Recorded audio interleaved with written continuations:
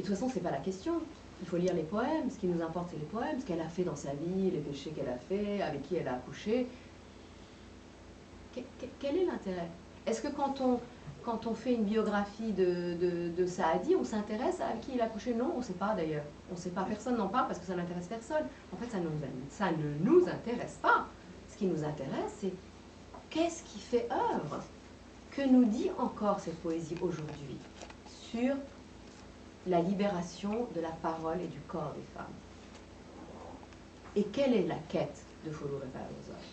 C'est une quête, maintenant je suis arrivée à cette conclusion, qui a un caractère spirituel, même s'il n'est pas religieux. Parce que c'est une quête de la vérité de son être. Et qu'elle est complètement au clair avec ça. Y compris avec sa propre culpabilité, avec ses propres difficultés. Mais elle s'adresse à Dieu dans son œuvre tout le temps. Et elle lui demande de lui montrer le chemin vers la vérité de son être. Pas vers la vérité avec un V majuscule, c'est pas son problème. Mais la vérité de son être et de son expérience. Et s'il y a une chose qu'elle a toujours été, c'est sincère. S'il y a une chose que Follour et Farrouzat n'a jamais fait, en tout cas dans son œuvre, dans sa vie évidemment comme tout le monde elle l'a fait, c'est mentir. Dans l'œuvre, elle ne ment pas. Et pour moi, ça, c'est extrêmement important. Elle ne pose pas. Elle ne fait pas semblant. Quitte à se faire conspuer après. Mais elle dit, je ne peux pas mentir. C'est ça ce que je suis, et c'est ça qui me vient en tant que poète. Ça me vient dessus en tant que poète. Et je ne peux pas mentir là-dessus. Voilà ce que je suis. Voilà le Ladjan que je suis, hein, la fange que je suis, mais aussi l'ange que je suis. Elle fait tout à fait la part des choses entre cette part de ténèbres et la part de lumière. Et elle n'a pas besoin qu'on le fasse pour elle. Elle n'a pas besoin qu'on aille parler de ces ténèbres pour elle. Elle sait en parler très bien elle-même. Donc, je n'avais pas prévu de parler comme ça en même temps, mais bon, c'est pas grave. Donc, je reviens donc à mon histoire. Donc, c'est ce que je voulais ajouter au sujet de Robert. Et maintenant, je passe donc à la deuxième poétesse, qui, à mon avis, est l'autre. Follour est issue vraiment d'une lignée féminine, aussi d'une lignée masculine, mais j'en parle pas parce qu'elle est plus connue. Elle a une vénération totale et absolue pour Hafez, Khayyam et Moulavi. Et donc ça, cette lignée, elle est plus connue, tout le monde en parle, tout le monde le sait, donc c'est pour ça que je n'insiste pas. Je parle plutôt de ceux qu'on connaît moins, parce que je n'ai lu nulle part, par exemple, qu'il y avait des ressemblances entre Follour et Farrouzat et la vie de Robert. Mais ce sont des ressemblances qui sont, vous voyez, dans l'ordre, dans la dimension poétique, en fait, dans la dimension presque imaginale. Et donc la deuxième poétesse qui, à mon avis, est une grand-mère de Follour et Farrouzat, même si, à nouveau, dans les années 50, c'était pas du tout quelqu'un de connu. Donc il n'est pas du tout certain que Follour ait même lu un quelconque de ces quatrains. Mais je crois absolument dans une transmission aussi parfois d'inconscient à inconscient. Il y a ce qu'on appelle l'inconscient collectif. J'en suis absolument persuadée. Alors, j'ai nommé donc Mahsati Ganjavi. Alors, je crois que la dernière fois, il y a 2 ans, je vous en avais déjà parlé. On ne sait même pas exactement à quelle époque elle a vécu. Hein. C'est quelque part entre la fin du XIe siècle et la fin du XIIe siècle. Donc, vous voyez, même ces dates ne sont pas très précisément données. On pense que c'est plutôt au XIIe siècle, qu'elle est probablement contemporaine de Omar Khayyam. Il y a certains de ces quatrains qui ressemblent étrangement à des quatrains de Omar Khayyam. Alors, qui s'est inspiré de qui? Ça, je vous laisse libre. Vous imaginez que moi, ce que je pense, mais je n'oserais pas le dire en public. Khayyam est quasiment intouchable. Mais vraiment, il y a des choses chez elle sur le passage du temps, sur la mort, etc., qui ressemblent beaucoup à l'œuvre de Omar Khayyam. Et comme si elle a vraiment vécu au XIIe siècle, elle aurait vécu à la cour des souverains du sultan Sanjar, et il n'est donc pas impossible qu'il se soit fréquenté à un moment ou un autre dans tel ou tel banquet royal. En tout cas, contrairement à Robert, Mahsati Ganjavi, son œuvre est en partie publiée sur le site Ganjour. Je ne sais pas si vous connaissez ce site, Ganjour. qui est un site très utile parce qu'en fait, il y a quasiment toute la poésie persane au bout d'un clic. C'est quand même extrêmement commode.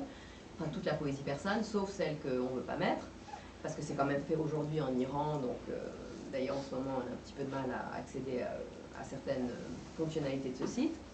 En tout cas, Mahsati Ganjavi, un certain nombre de ces quatrains sont donnés dans le site Ganjur.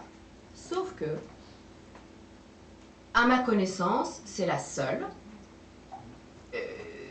qui a des trous, littéralement des trous, pardonnez-moi ce mot, dans ces quatrains. Je veux dire par là des 3 points de suspension quand elle emploie un certain nombre de mots que probablement les éditeurs du site Ganjur ont trouvé qu'elle n'aurait pas dû employer.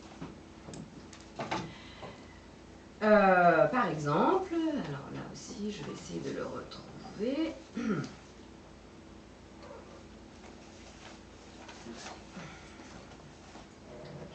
Les bonnes. J'ai pas pris les bons papiers, mais on va revenir.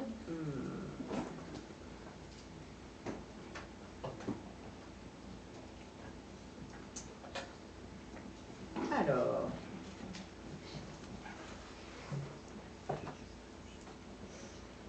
Pourquoi je ne l'ai plus? Non, ça, il faut absolument que je vous le mette.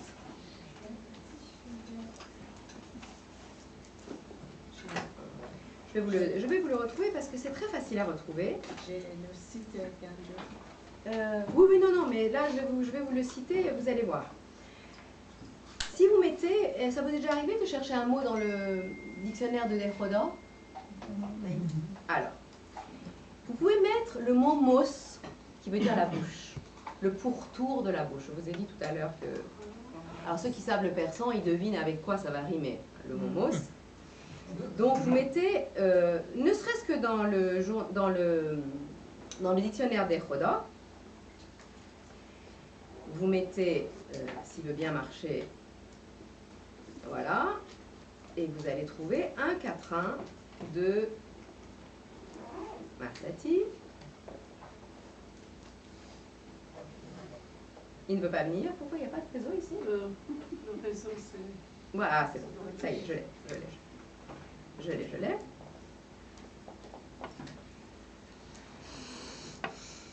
Et Baba, il a charmesh میشه. Voilà. Alors, vous voulez savoir par exemple que veut dire le mot mos? C'est un mot très rarement employé, et c'est un des mots qui veut dire le pourtour de la bouche, hein, ou les lèvres. Donc, comment? Comme en anglais, Exactement. Exactement. Alors là, maintenant, on ne le trouve même plus. Il n'apparaît même plus. C'est intéressant. Il nous met mess, il ne veut pas nous mettre mos.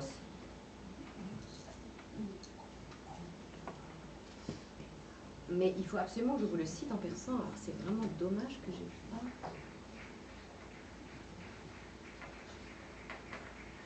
Excusez-moi. Vraiment, je suis désolée.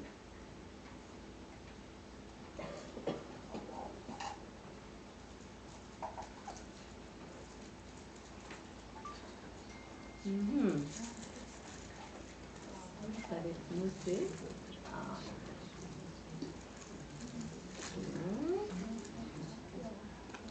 شما پیداش کردین منیژه خانم با موس؟ نه پیدا نمیشه با موی پیدا شده موس چه شکلی نمیزن؟ میم سین پیدا نمیکنه voilà آمد مس هم بشه مس میشه با مس قاطی کرد آره نمیدونم چرا اون موقع امروز صبح موسو به هم میداد امشب نمیخواد خوشش نیومد موس نه مسا میم سین من دارمش دارین چرا مال من نمیده ما اینجا بیشتر اینترنت ما داریم خیلی خوب خب شعر خانم محستی رو دیدین تو دلخدا؟ نه موسشو بابا خب موس دیگه به عنوان شاهد شعر موس آورده منتها توش چند تا نقطه چین کرده. دارینش؟ خیلی معذرت میخوام از اینکه میشه بزنیم درشون